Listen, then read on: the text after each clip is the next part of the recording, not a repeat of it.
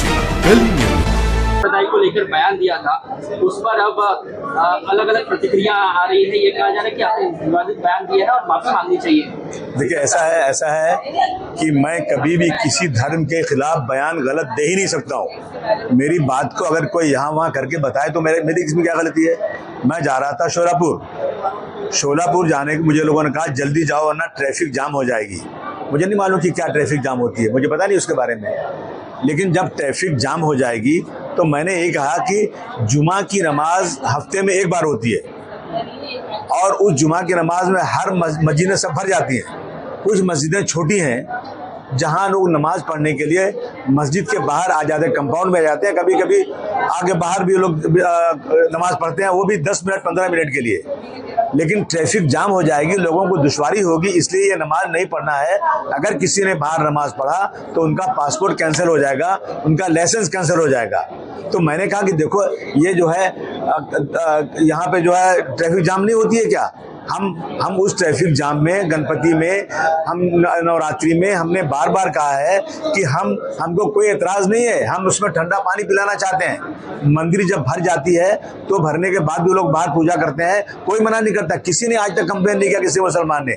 हम अपने हिंदू भाइयों को इस में धूप में खड़े हैं, अगर वो गणपति में जा रहे हैं, नवरात्रि में जा रहे हैं और कहीं भी कुछ ऐसा फंक्शन का, हम उनको शरबत पिलाना चाहते हैं, ठंडा पानी पिला के भाईचारगी बढ़ाना चाहते हैं, नफरत को खत्म करना चाहते हैं। मैंने कभी नहीं कहा कि नहीं है। बस मैंने कहा मेरी मस्जिद की नमाज जो 5 मिनट 10 मिनट बाहर होती है कुछ मस्जिदों में, उसको भी ट्रैफिक के बहाने रोकना नहीं चाहिए। क्या गलत बोला मैंने इसमें? लेकिन आदमी साहब, लोग अब ये कह रहे हैं कि धार्मिक भावनाएं आहत हो रही है। आप अपने बयान मेरी धार्मिक भावना आहत नहीं होती है क्या? जब मस्जिद के बाहर लोग नमाज पढ़ते हैं 2 रकात, उसको रोक दिया जाता है और उसका पासपोर्ट कैंसिल करने की बात है। इस देश के जितने लोग हैं जो इस देश के संविधान को मानते हैं, वो मुझे बताएं कि सिर्फ 5-10 मिनट के लिए फ्राइडे एक दिन थोड़ी मस्जिदों में अगर कोई बाहर नमाज पढ़ता है तो क्या उसका पासपोर्ट कैंसिल हो जाना चाहिए? इसका जवाब मुझे दे देना चाहिए। आप अपने बयान पर मैंने कोई बयान गलत नहीं दिया तो वापस ले क्यों लूंगा? मैंने कोई उसका अर्थ कोई गलत निकाले, मैंने कोई गलत बयान नहीं दिया। मैं कभी गलत बयान नहीं दे सकता हूँ। मैं किसी धर्म के खिलाफ नहीं हूँ, मैंने कोई गलत बात नहीं बोला है। बयान वापस नहीं लेते। अरे फिर आपसे कह रहा हूँ, आप क्यों बार बार कह रहे हैं मेरे से? आप मैंने कोई गलत बात बोले नहीं, उसको आप तोड़ मोड़ के क्यों बता रहे हो? आदमी साहब, एक सवाल ये भी है हिंदी भाषा को लेकर। MNS का जो है वो प्रोटेस्ट चल रहा है। 3 भाषा लैंग्वेज पॉलिसी को सरकार ने जो है अप्रूवल दिया हुआ है। MNS जो प्रोटेस्ट कर रही है उसको लेकर आप क्या कहेंगे? यानी ये लोग जो चाहे करें, उनको कुछ उनपे कोई बंधन नहीं है। यहाँ पे महाराष्ट्र में मराठी भाषा लाजिम है। मराठी भाषा का रिस्पेक्ट होना चाहिए, सबको मराठी बोलना चाहिए, मराठी सीखना चाहिए। लेकिन उसके बाद इंग्लिश भाषा को लिया गया है। तीसरी भाषा कौन सी लिया हम? क्या गुजराती ले क्या महाराष्ट्र में? क्या असमी भाषा ले क्या? हम क्या कोई दूसरे मुल्क की भाषा को लाएं क्या? मेरे मुल्क की भाषा है हिंदी। जो पार्लियामेंट के अंदर एक कमेटी है, 45 MPs हैं जो पूरे देश में जाते हैं, सेंट्रल गवर्नमेंट के जितने ऑफिसर्स हैं उसमें हिंदी में काम करो।